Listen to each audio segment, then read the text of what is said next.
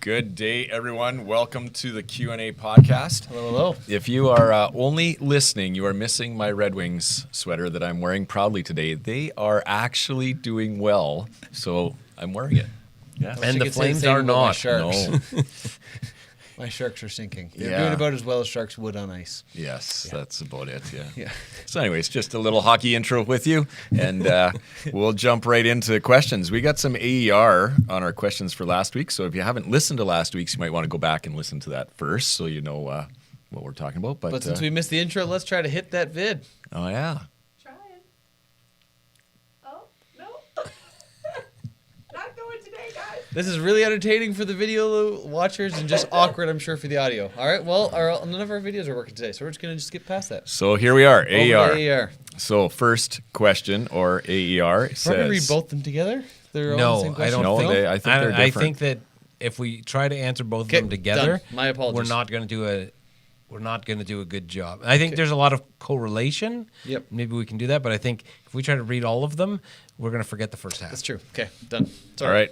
First question says, I really appreciate the Q&A, but I think the question about gender change was not answered.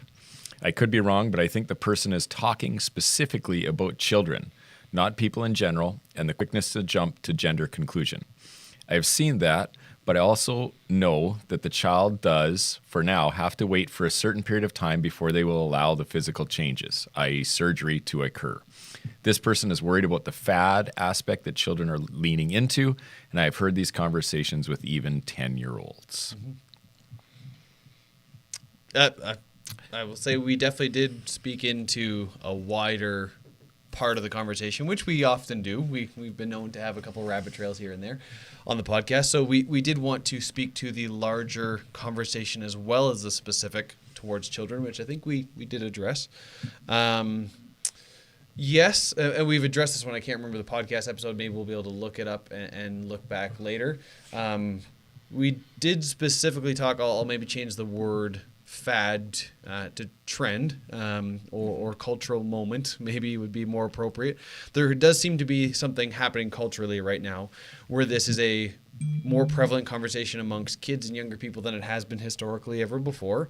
Mm-hmm. And there do seem to be numbers where some of that's culturally supported and followed. We had a much wider conversation towards it then.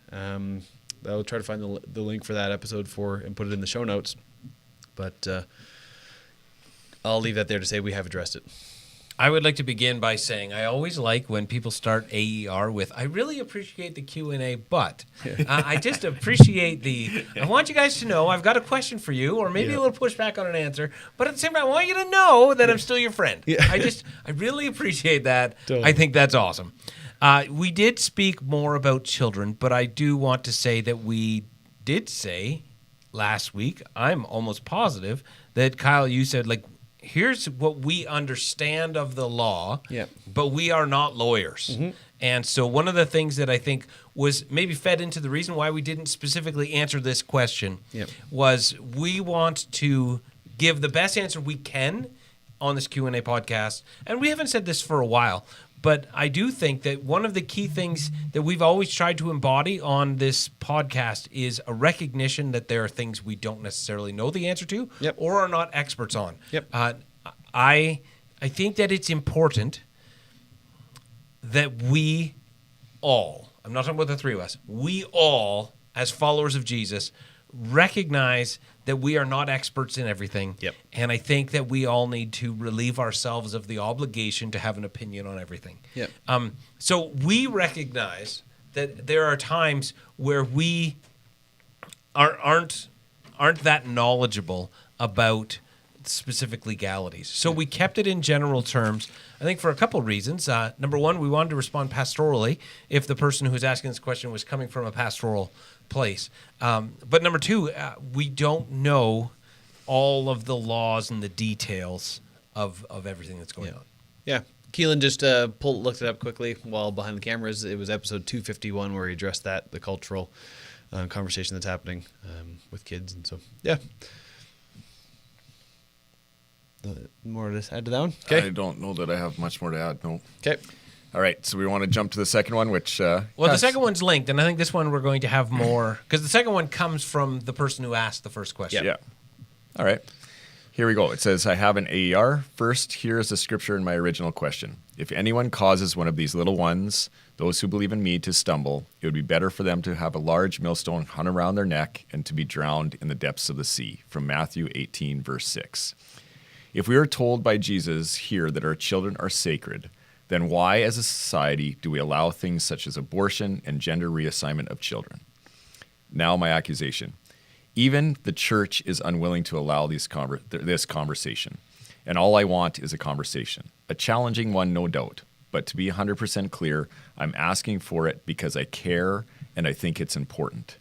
This is not about left and right ideologies. This is happening in Canada to children of the left and right. Should we be okay with it? All of us. We're not just talking about a tattoo or hair dye. We are talking about potentially cancer-causing chemicals and permanent surgical changes to children as young as 11 years old. And when a dad tried to object, he was jailed. The courts ruled he was not to talk about it publicly. He could have his opinion, but should keep it between the people involved, and he was to use the preferred pronouns, and he chose to speak out and was jailed. Feels like a red flag to me. Just imagine you were the father in that case. Maybe you would have questions and would want to have a conversation before the changes became permanent.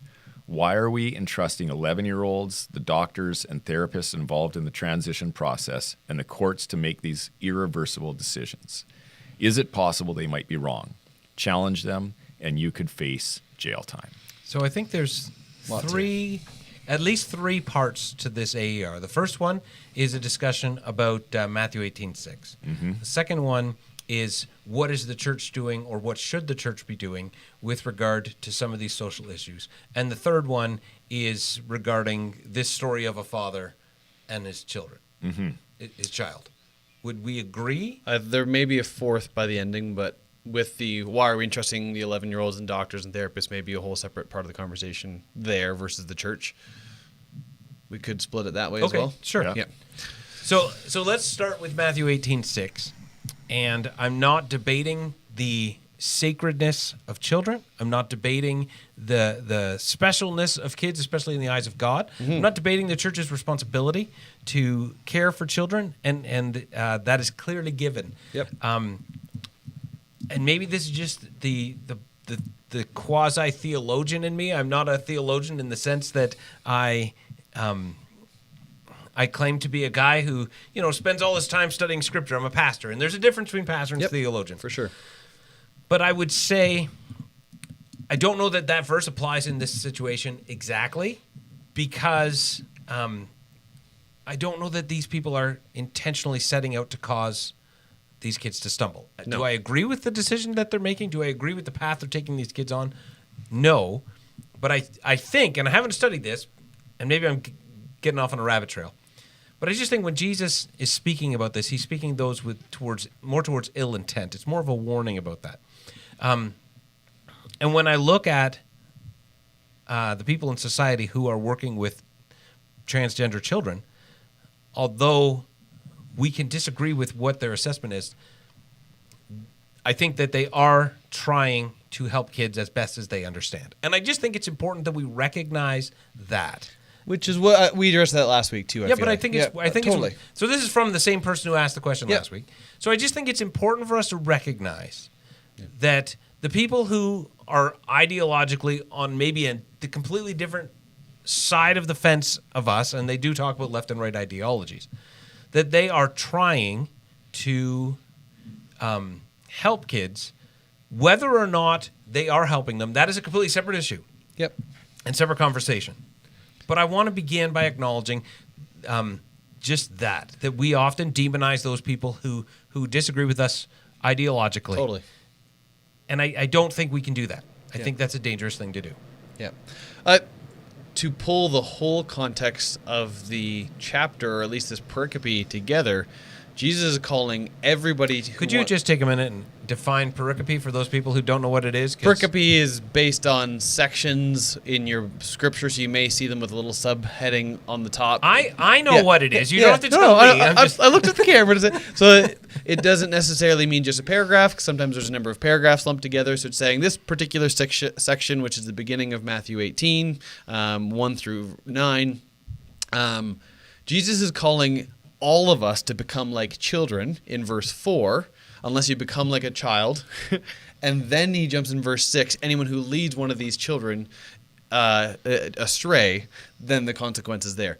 So I think what I want to highlight too is it's not to say that there isn't importance in a call and sacredness towards children, but anybody with wisdom and knowledge leading somebody who's innocent astray from what is good for them as a part of what Jesus had been teaching into following the kingdom and how to follow the kingdom well as a part of it. So I think there's a call to innocence, period,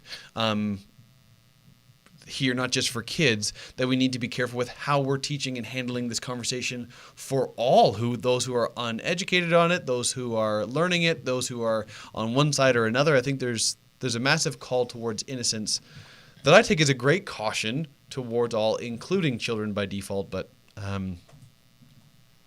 so I want to recognize this. I think this is what Jesus is saying here is a caution to handle with care how we maneuver ourselves into the kingdom and teach people into it, which then applies most deeply to some of these or maybe most emotionally to some of these deep conversations that are heavy that we're having right now. So I think we are trying to have this with care for people on both sides, recognizing, as has already been said, everybody, I think, is starting this conversation hoping to have the best in mind and in heart for those that are struggling with it. I'll stop there. Yeah, and I don't want this to get sidetracked into a discussion on Matthew 18:6. No. And that's where it's just, for me, I just think that there's I just wanted to mention that. Yep. And so the church is unwilling to allow this conversation. And that's where I would say I don't think we're unwilling to allow this conversation. Part of the purpose of this podcast is to have these conversations. Yep. Unless what that person means is you want to hear sermons on this subject and you want to hear the church calling people to action. Yep. And that's where I would say, for me, I believe that the point of our time of gathering is to point people to Jesus, not to rail against social ills. Yep. If we believe what the Bible says, then we understand that the world is in darkness. Mm-hmm. And when I hear preachers who spend their time preaching, railing against people who live in darkness, I feel like, but how are we helping? Yep. How are you helping? Yep. And I guess maybe there's a place for the body of Christ to do different things in different ways. Where I come from, and my mindset, and I'm the one who is the primary driver behind all of the sermon series. We do discuss them oftentimes together, but a lot of times I'm the one who's sketching out the original things and who leads that area. That's where my heart has always been, to help people with their faith, and help people focus on Christ and unpack their faith, because then they will go from this place hopefully more equipped to engage and interact with the world wherever they are, that they can be light wherever they go. And when I see the church become a place that just rails against social ills, I've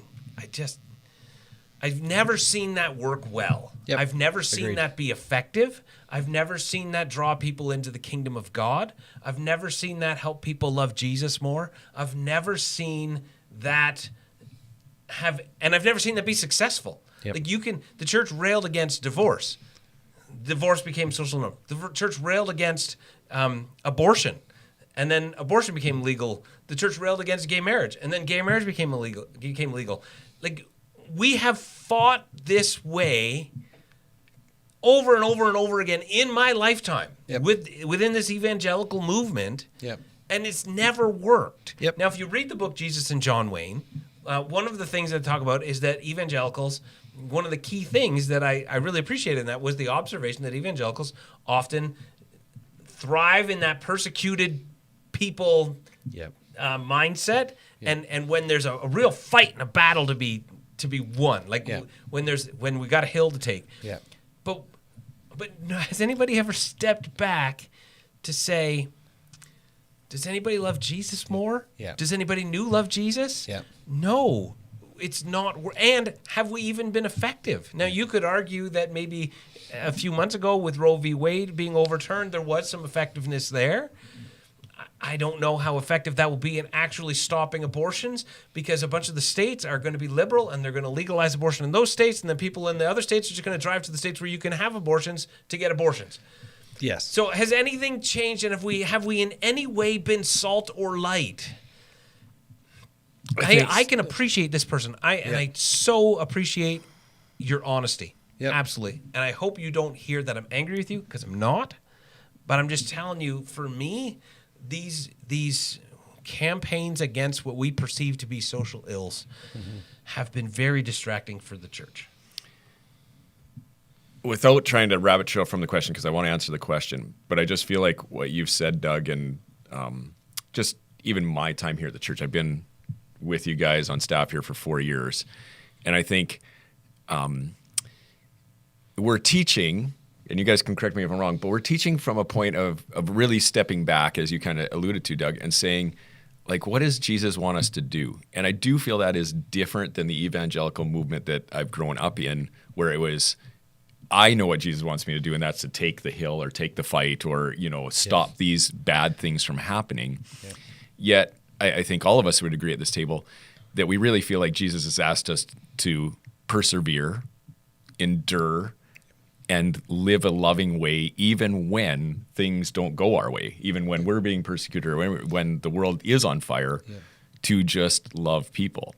And not saying anything about this specific person who's asking the question, but more in general saying, I think all of us would say we're calling people, or we believe the Bible is, and we believe Jesus is calling people to love people. And so when you come here and you hear a sermon, that's basically what you're going to probably be told overall is whatever you're facing today, your goal is to love God and love people out of that, right? Instead of what I have grown up in, where churches, and there is lots of churches out there that take stands and will hold up a social agenda or whatever it is and fight against it. Right. And I feel like this question is asking that in some ways. And I don't think it's an ill intent or it's wrong. I feel the same way. If we're being persecuted, we want an answer and we want to fight. We want to, but it just doesn't seem to be the Jesus way. I don't know if I'm saying that well, but that's, I think that's the difference that we have sometimes on the podcast. I had a conversation with a lady in church on Sunday morning right after a service that was totally like this. Yeah. Why don't you guys speak against this? This is an issue. and I tried to say exactly what I just said, right? Well, I think it follows suit with Paul. I chose to preach Christ and Christ crucified. No, nothing else but Christ and Christ crucified, right? Yeah. I think that's what we're trying to have. If we want to sit and talk about this is where, again, this podcast finds a unique place in us coming, as you've already put, Doug, quasi-theologians, but we're not here as quasi-theologians trying to represent that. We're trying to be pastors who happen to have had an opportunity to have studied and think through these things and then answer questions that we can't in the medium of Sunday mornings. Yeah.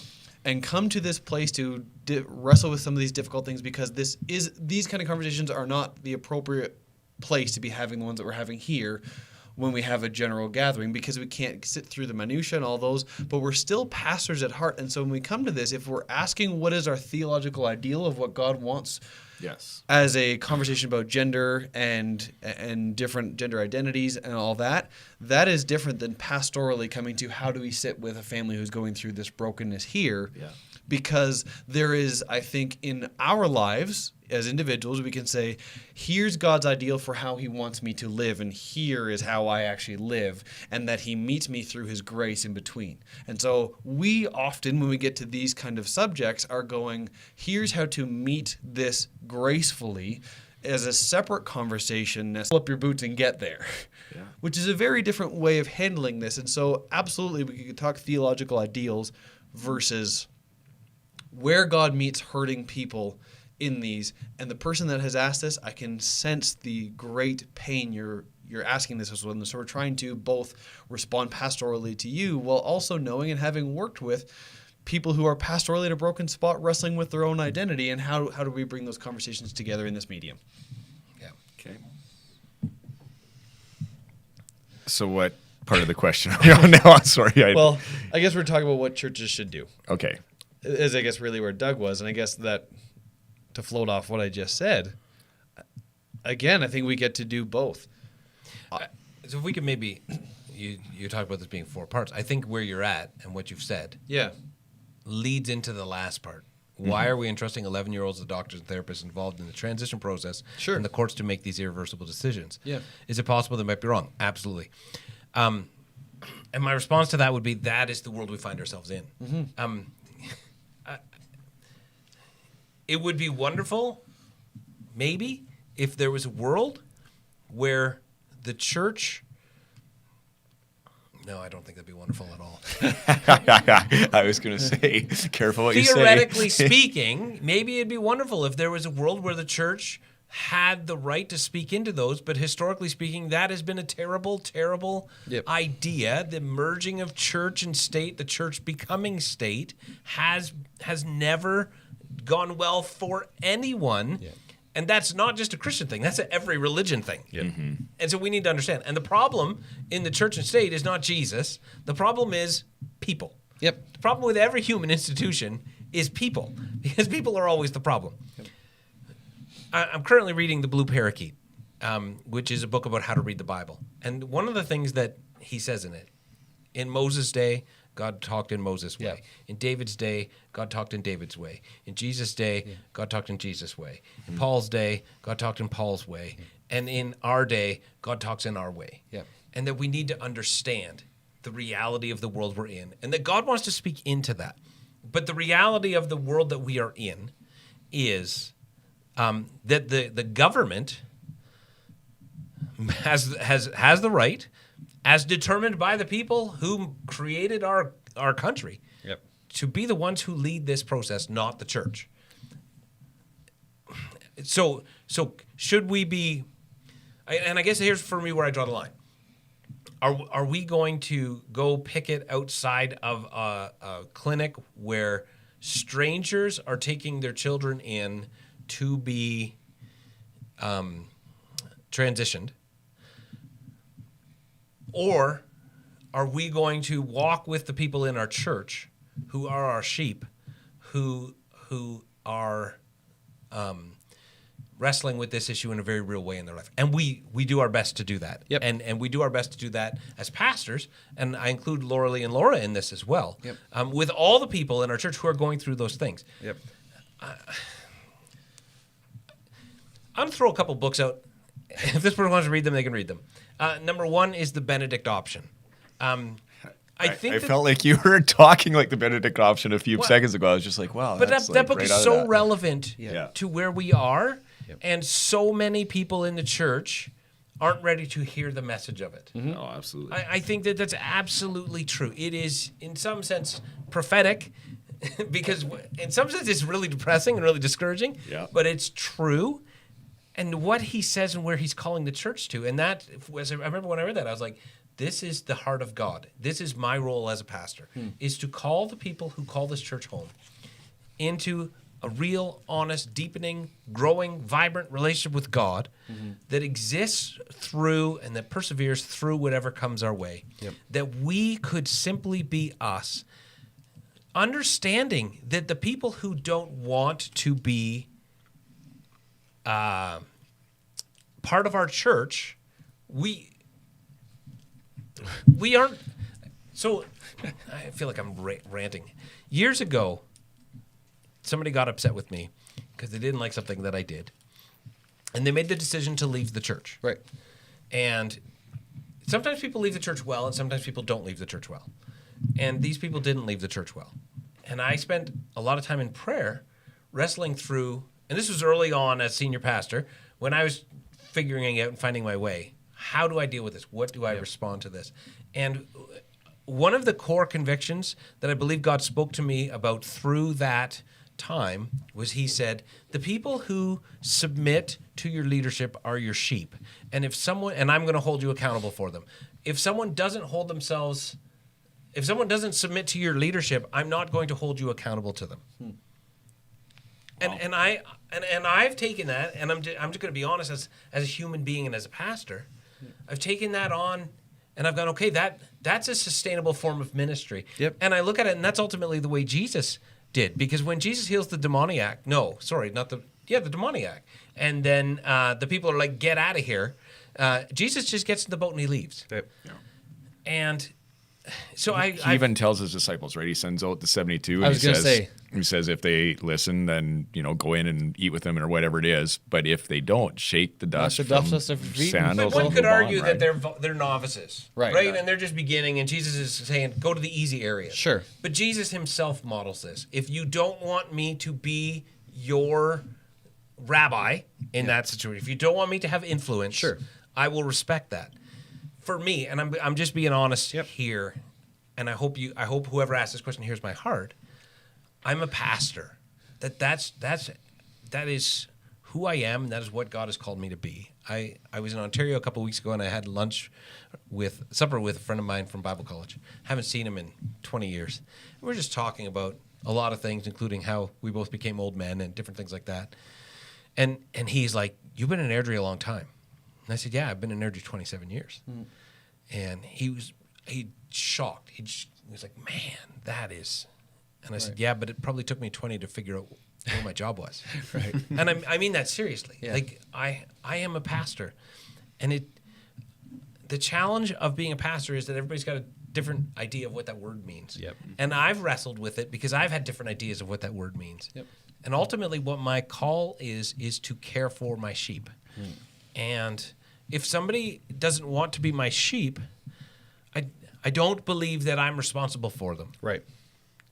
Not that I don't care for them. No. I walk around the city, and at the same time, I walk around the city, and I'm like, I believe that I'm a pastor in this city. And whenever anyone needs help, I want to help them, and I'm glad to help them. And I have people who don't attend this church at all and have no Christian faith at all. Yep. Who come to me at various times because they need help, and I'm glad to help them. But even that, there's somebody who they're willingly putting themselves under my influence. Totally. And I look at the world we live in, and I think about the book, The Benedict Option, and there was another book I was going to reference that I can't remember right now. And I think about we need to be more worried about, not more worried. I think we need to be more focused on caring for us and helping the people in our church through this than trying to convince people who aren't interested in our point of view that they need to agree with us. To draw a parallel then, you don't see Paul calling any of the churches he writes a letter to protest what the Roman government. Does that help? No, I think that's exactly right. Thank you. You're saying it way better than I did. Paul, go back to Rome. Yeah. You got the Colosseum. You've got gladiators. You've got people who are just getting killed all the time. Yep. And you never see Paul in any way. We need to rile up and get out there and write letters to Caesar or your local. Shut down the Colosseum. Right? And so you don't see that. And even in the places where Paul's pastoring his people, the next analogy that's coming to mind then for me is I think it's pretty clear when you study Paul, he would have been opposed to slavery. But he does not call people to call for the abolishment of slavery. He calls the church to subvert the practices of slavery by how they participate in the culture they're in. Yep. And so I look at this conversation and I say, yep, there could absolutely be things going on. We'll step back to part 3 in a moment. But as you're saying, we're called to be faithful to what we are accountable for, not to worry about changing the world. And I think sometimes we as Christians have taken on it's our job to change the world when Jesus never gave us that mandate. And so I think people take Matthew 28:20 and have turned it into that. Yes. But you would have pushback on that, Kyle. Yep. There is Christians who would say, "Oh yeah, it is our duty we have to been do that." called to make disciples of the world, not to rule the world. I agree with you. I'm just saying. And I would say we're called to make disciples of those people who choose to be disciples. Exactly. And not to go make disciples coercively. Is willing participants who then have a lifelong process of becoming more like Jesus. Yep. Amen. Not to mandate Christian principles based on one set of interpretations on the world around us. Or behavior. Yeah. That is not our call. And so bouncing off of that, Doug, and unless you had, I don't want to interrupt you. I'm just going to echo another practice in the early church was people could abandon babies. Totally. Right? The church didn't, this applies in that context perfectly. Slavery is a different context. Yep. But when you think about the early acceptable Roman practice of just abandoning babies, how you could literally just take your kid and leave them by the river if you didn't want them. Yeah. And it was totally a culturally acceptable norm that nobody questioned. Yep. In the same way that abortion has become a cultural norm. Yep. And we're opposed. The church did not protest. The church in Rome couldn't protest because it was not a democracy. Yep. So what did they do? They found the Jesus way, which was the slower, the harder, but ultimately the better way, which was said, if anybody abandons a baby, we will adopt that baby. Yep. We're not just going to stand and scream about how this is wrong. Yep. And over time, they changed the world. Yep. That within 200 years, this practice became outlawed in Rome. Yep. The work that God calls us to, of transforming the world, is the work of being the yeast in the dough. Yep. Not being the yeast outside of the dough, screaming at the dough to get raise up. And I'm not. Good. I don't want to sound like I'm diminishing this person who's asking the question, and I don't want to sound like I'm really opposed to you. No. I just think we're viewing our role as the function of the church very differently. Yeah. Well, maybe that would be a good transition to jump in and answer the question then, because I think we've talked about question, because I feel like we're trying to answer it. No, okay. We've talked about our position as pastors and why we're as a church not preaching this stuff. Yeah. But I would say as pastors, we all would want to answer the middle questions here, like of a dad going, "What do I do?" I did want to speak to the last level that we were on with why are we entrusting 11-year-olds, doctors, and therapists involved. Okay. Momentarily, if that's all right. The pendulum swings so frequently in culture. To take a related question of the LGBTQ community, this is a stat that was presented through the Center for Faith, Gender, and Sexuality. It seems a little high to me, but it would ring true in some of my experience to a degree. That a large part of the LGBTQ community in the States were at once a part of evangelical churches at some point in their life and have predominantly left. Churches that are non-affirming, that still make space for people and are willing to love and have compassion for them, don't see people leaving at the same rate that you would expect. They seem to actually hold sometimes, and Preston Sprinkle did one case study of this church who actually had a 10 or 11% of the congregation were gay themselves while having a non-affirming church, but they said we feel welcomed and cared for here. Wow. I think sometimes our the way we have tried to have the conversation around this issue has not made a safe place for kids or adults who are struggling with their gender identity to be in our churches. And so they have left and then are trying to find a way to respond to this. And for them, the way that the world is offering to help them, for lack of a better, to literally survive at times, because the suicide rate of kids especially, but also adults who go through and wrestle with this, especially in religious homes where it multiplies, is not a safe place. I'm not saying that we then need to reverse and completely change our theology, Nope. but the method by which we are having this conversation is not making it a safe place. The current change in our government stance on conversion therapy, for instance, is saying the method the church was using to try to have this conversation was not safe in ending people's lives. You can't use that tool anymore. Yeah. They did not say, some people are worried about this, they did not say you can't hold that belief, that it is not God's view for somebody to live in a same-sex relationship. They said that tool is off limits. Yeah.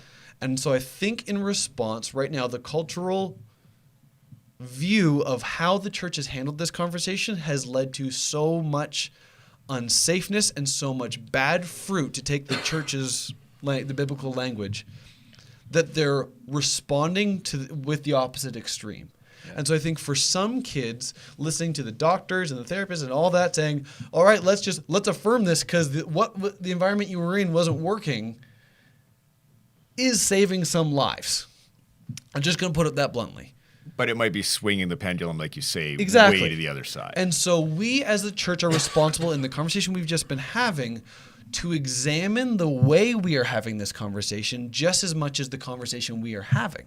Yeah. And so we can have a conversation about gender identity and what, as I put it earlier, what God's ideals are, and then it's an entirely important and related but separate conversation how then we have that conversation and how we walk out that process with that person.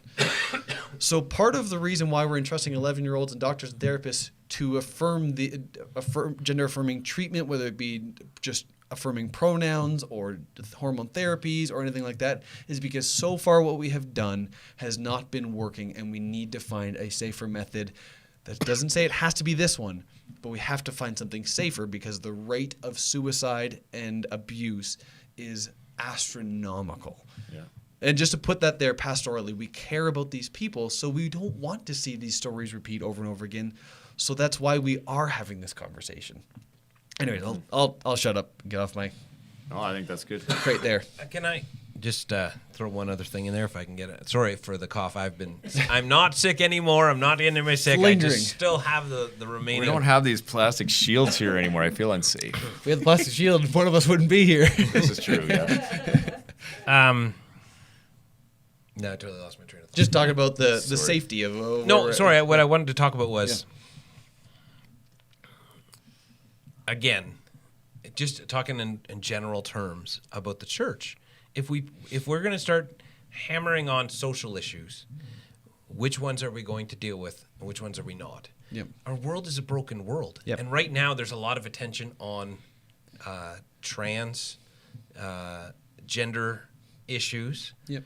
But 10 years ago, it was on homosexual issues. Yeah. And 40 years ago, it was on divorce. Yeah. And who knows what it's going to be again. And here's the crazy thing. No one in the church has a problem with somebody who's divorced anymore. Right. And maybe you weren't in the church then, or maybe you missed it, but the church railed against divorce. Yep. And it saddens me that because we take so long, because it seems like oftentimes we're so unwilling to try to find the Jesus way that we do so much damage in the individuals' lives who are in our church. Yep. While we figure it out. Yep. And ultimately, I do think that our role is to be light, and light just shines. Mm-hmm. It doesn't attack. You know, the book of Revelation, Jesus is the lion, is the lamb. Yep. Jesus shows up, and maybe we'll get into some more theological hot water here. there's no battle at Armageddon. No. There's no final battle.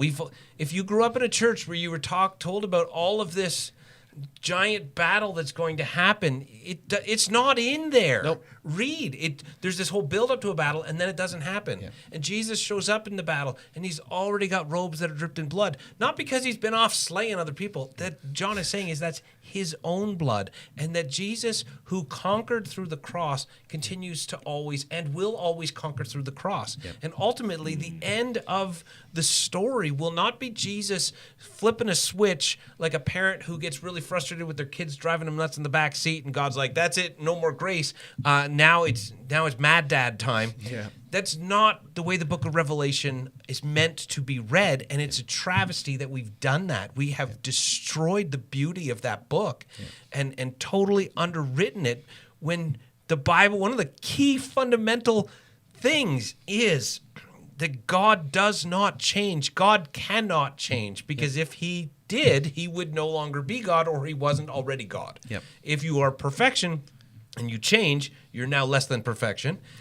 If you change to become perfection, then you weren't already.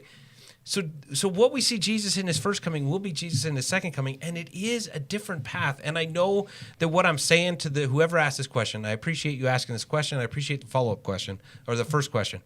I know what I'm saying sounds crazy, and I know it is contradictory to a lot of what we hear in the church and a lot of what we hear and get riled up at when we watch certain videos online or we watch certain news networks. And I'm not saying one news network is right and one's wrong, or one's better and one's worse. They're all doing the same thing, functioning in this binary world where we demonize the other side and we scream at each other, and nobody tries to build a bridge, and we just get divided. And we don't actually help people. We don't actually help you. That's the thing that breaks my heart. We don't actually help people. I think about the church. Another one is this person mentions abortion. Like, I remember churches. I don't know if you're old enough. You're not. Remember churches like standing outside of abortion clinics and picketing and Well, that's yelling happened in the last number of years. Yeah. but not like it did at one point. Sure. Yeah. Where it'd be like, sign up. We're going to take shifts, and it was like, I can remember way back when I was a kid, this is the thing that will unite the church. This is the thing that will bring the church together, and the sleeping giant will awake. And then it was something else, and then it was gay marriage. And first of all, Jesus is so much more gracious than that. Yeah. And he meets people where they are to try and actually help them. Yep. And that work is a much longer process than what we have often called it to be. And maybe I'm just ranting now, but I thank you for the person who asked this question. I don't want you to feel like I'm opposed to you. I think that we just maybe disagree on a lot of this. I will say I don't know the story of the dad who tried to object and was jailed. Yeah. And I don't. Maybe I'll get myself in more hot water. I don't believe much of the news on any side. The news gets somebody with an axe to grind that supports their point of view, and both sides do this all the time, that supports their point of view and gives them a platform because of some injustice that they have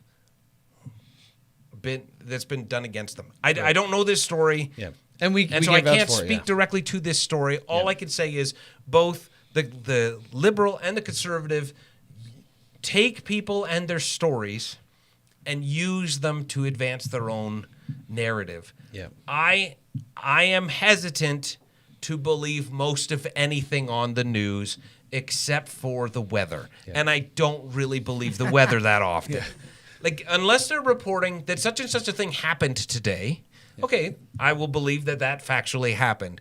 But when they get into these kind of stories and they interview somebody who says something, I've just found there's always more to the story. Yeah. I've been doing this job a long time. I have mediated between people. I've had people who come to me because they're in conflict, sometimes in marriage, sometimes in families, different places.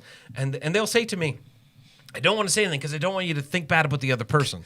And I'm like, just trust me that I've done this enough that I know there's a whole nother side to the story that's other than yours. Yeah. I am not accepting anything you say as gospel truth. Yeah. Maybe that's a bit offensive. It's just reality. Yeah.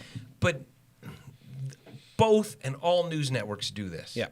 And so I don't know the story, but I'm just telling you, I'm hesitant to believe most anything on network cable news. Yep. And I'll just leave that there. I'm not going to speak directly to it. I can't say anything about this father, but I'm just going to say that's just, I have found most of the time it's not. Yeah. There's more to the story than what is said. Yeah. That's a good way of putting it. I think with all that said, I just want to jump to the dad talking about his kid. Keelan and I kind of talked about this before we jumped on the podcast. As a parent, we want to protect our children. Totally. And I think we would all agree that we feel like that's our job. That's, part of being a parent. And I think no matter what it is, abortion and changing gender are big topics, but there's little ones that happen all day long, right? Can I push back on that? I disagree with your statement if what you're saying is every parent wants to protect their children. How come? Because some parents some don't. parents are garbage parents. There are bad parents in the world, and so many. I'm not saying it's most, and I'm not going to point. But this is the problem: is we make this statement as a parent, we want to protect our kids. Here's a father.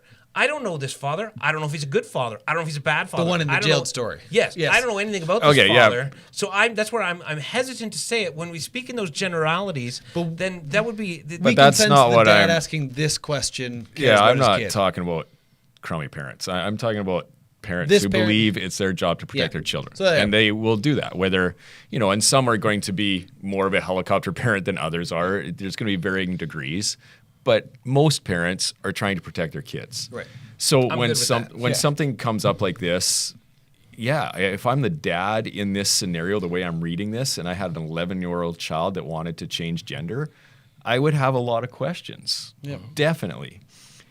If those questions were met with, I'm not allowed to have those questions and I can't talk about it, I would feel very wronged. I don't know if that's the scenario because I don't know enough about the transgendered world at this point. I mean, we were trying to look up stuff last week or whatever. But I'd feel for that dad. But again, then stepping back and going, okay, so what is our role as a Christian? This is not the first time that we as believers or followers of Christ in the last 2,000 years have been persecuted and not allowed to protect our children. This has happened all over the place and still happens in many parts of our world. And it might be happening right here in Canada with this topic. Yep. But again, then our goal is to love these people well. How do we love our kids well? Yep. How do we love the doctors well? How do we love the people involved with this well? Yep. I just think that's the goal. Yeah. Because sometimes we're not going to be able to protect our kids. And sometimes your kids are going to choose opposed to what you think or even know is best for them. Yeah. And you want to love them on the other side of that too. Right? Sorry, I didn't mean to cut you off, but. No, I'm thinking of my young adult kids. Yep. Just about all my kids have come and chose things very different than what I would want them to choose. Yep. And things that I think I should speak into and trying to protect them of because I think they're going to get in a lot of trouble if they go down that road. Yep. But ultimately, they make their choices. I can't make that for them. And when I do, and I have tried to make those choices for them, sometimes it's at the peril of a relationship. It's been broken and it's been harmed because I have tried to force my will on them. Yep. Now, an 11-year-old is different than a 17-year-old or whatever. I fully understand that. So I'm not making a blanket statement. We just let our kids choose. But the goal for me anyways is to have a relationship with my children. Mm-hmm. Totally. And I think that should be the goal. And I think that would be the Jesus way that, Doug, you're talking about here is how do I love my children well when we live in a corrupt and evil, world or surrounded world. Sure. Where we might not have, the church to protect us because that's not its role, then how do we do this? That's to me the deeper question. Yeah, that's perfect. I was going to say you want to walk with them hoping to display and converse gently and humbly what you see and understand to be best. And so, make sure you're as informed as possible on that. This conversation is one that, and I'm younger than both you guys, this isn't something I grew up with. This was not on the table when I was 11. Yeah. Right? So if my daughter or my son, or one of my daughters or my son come to me when they're teenagers or whatever, and they're going through this, I have a job to do to even be informed and to be able to understand and to be able to put myself in their shoes to first be able to empathize where they're coming from, even if I disagree in the end. Yeah. I want to understand this conversation well. And then how I walk through that is so, as you've already put, Blake, the relationship is intact no matter what. I don't love them if I love them no matter. Yeah. And so in a system, let's say the system's been set up entirely so a 5-year-old, let's make it really hyperbolic, has complete autonomy over their own decisions. Let's just say we want to be having relationship beyond that because that's the structure we've been set into, whether we like it or not, whether it's right or not. That's the culture, what culture has done around us. And now the child at 5 years old may have a choice to make their entirely autonomous decisions. We want to guide them gently as best as we can, the way that Christ has gracefully with us. And then if they choose against our own wishes, we will love them through that regardless, so we're still there on the other side. And so I think what we need to do is be well-informed and walking with no matter what with our kids. Yeah, I'll stop there. Yeah, I think of that relational piece. Like I've thought this often, and it's changed for me as my kids have got older. I now think about it with my kids, but it used to be like friends. I'd have non-Christian friends, and I think, okay, what's my role here? Do I, thump them with the Bible and make them believe what I believe? Which has worked way better in my life in recent years, is, okay, how do I become the person that they will ask their questions about God to? So how long do I have to walk with them? How much trust do I have to build with them? How much do I have to prove to them that I actually genuinely care about them? Yep. So that when they have whatever it is, usually it comes with trauma or trouble in their life, they ask a question about God or they want my opinion of what to do. Yep. And I have quite a few friends in my life who are non-Christians now that they come to me in those times. Yep. And I think for me, that's a win. I've become the person that I should be. I've become Jesus to them, that when they want to submit to my authority or come and ask those questions, I can lead. Yep. I want the exact same thing with my kids. Yep. I want them, so in your example you said of a 5-year-old, I want that 5-year-old to grow up and then come to me when they have questions. Yep. Because they might not at 5 and they might not at 11 or 17, but I want to have an open door where they know that they can get cared for when they come to me. Yep. And I think that's a bigger goal than making sure that I protect them, because that's just something that I don't know that I can always do. Now, the person raises the stakes here, and I recognize that. So, we're talking about that, and I go, but they said, but this isn't just, I made a mistake and I touched the stove because you told me not to. Yeah. Which I totally agree. So I just wanted to highlight that, because as I was talking about it, I don't know, and I'm saying that. Yeah. Yeah, there's big things on the table of, yes, these are permanent and potentially life-changing, well, they're definitely life-changing decisions. I think that, go ahead. Well, I was just going to throw out, like in my day and age, when I was a teen and growing up, it was drugs and alcohol. Yep. Right? And we could have the same question. I mean, even marijuana right now is legalized. Yep. So do I want my kids smoking marijuana? As a parent, absolutely not. I think that is horrible for them. Right. But I can't stop them when they are of legal age to do that. Yep. But I can be an open door that they can come to me and talk to me later in life about other things. So, I don't know. I think that at its core, and I appreciate this question, I think that where it goes to is a conversation about what is the church? What is the nature of the church? Yeah. What is the role of the church? And what should the church be doing?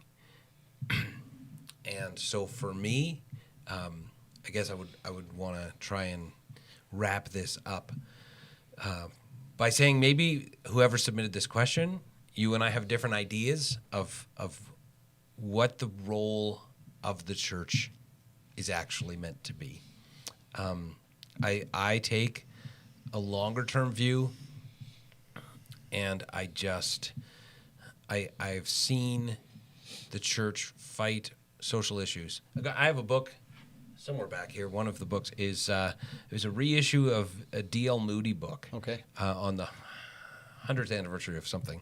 I remember buying it because it was 25 cents. Because they released it at the price it was 100 years before. Nice. And it's a collection of his sermons. some amazing things in the sermons, Yeah. really good content. But the thing that he railed on, and the thing he was absolutely set against, was drinking. Right. And it was actually kind of funny reading this, Right. and he's talking about drinking like there could be no greater evil Right. that will ever strike the world Right. than somebody putting alcohol on their lips. Right. Like it is.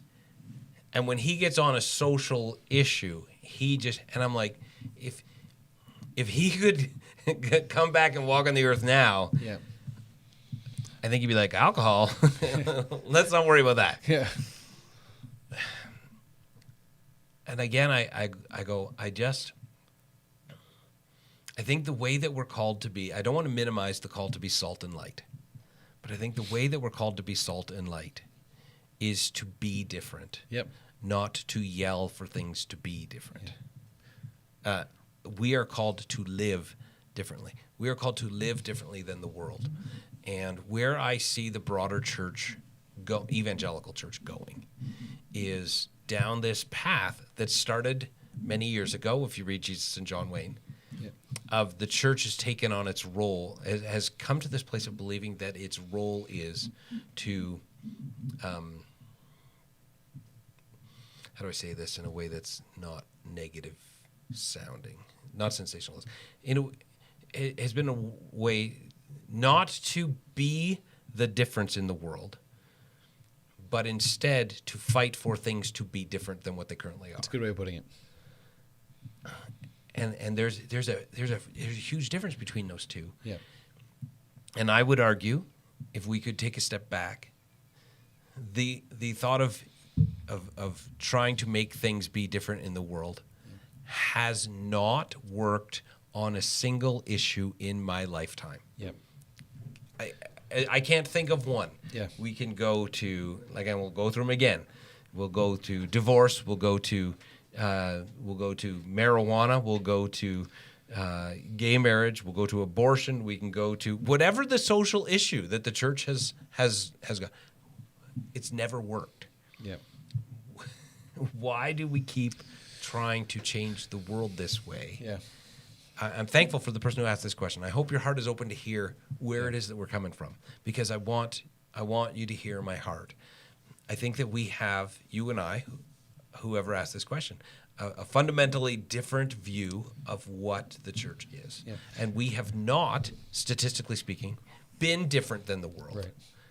Where we're called to be different so that the light shines. You've been coming back to that, and I completely agree with you. And I feel like that's a conversation on ecclesiology of what the church ought to be. Though theologically, I think we probably all, I'm assuming, I'll just speak for me, I would probably have a lot in common with this person on what they think the ideal for an individual to be walking out their gender identity with God would be. Mm-hmm. Right? I'm not even talking about. No. I'm not even touching that issue. No, yeah. And so I'm saying I think we would probably have a lot in common with this person on what those ideals may be, and we're talking the difference on how to walk with somebody, walk with the 1 out of the 90, or 1 of the versus the 99, back towards what God wants for them is the difference. Where our conversation would start from a different place. Yeah. I was thinking as you guys were saying that, and I realized we're really running out of time. Is the church, I remember going through a phase where the church was called to be relevant. We weren't relevant enough, so the people weren't coming to church, right? And I think, well, the most relevant thing we can do is love people the way God wants us to love them. That is going to be relevant for the rest of time. No expiration date on that. And I think even with, talking about being a parent that my kids come back to with questions, or my non-Christian friends would come back to with questions, being relevant or up to date on cultural things, or being, the church is going to make change or whatever, they're never going to come to me. No. But if I love them and I am kind and I care for them the way Jesus wants me to be, that's who they're going to come back to. Totally. Or that's the church that they will. Hopefully, eventually. The prodigal son says it may take a while. Yeah. Yeah. So. All right. That's a big question. I feel like we could keep talking. I feel like there's more, but 58 minutes of conversation. It does go into a big issue of the nature, the role, and the purpose of the church. Yeah. All right. Well, if you got more Send more questions, if you have it. we'll keep going. But in the meantime, have a great week, you guys, and hopefully you continue to love God and love people. See you next time.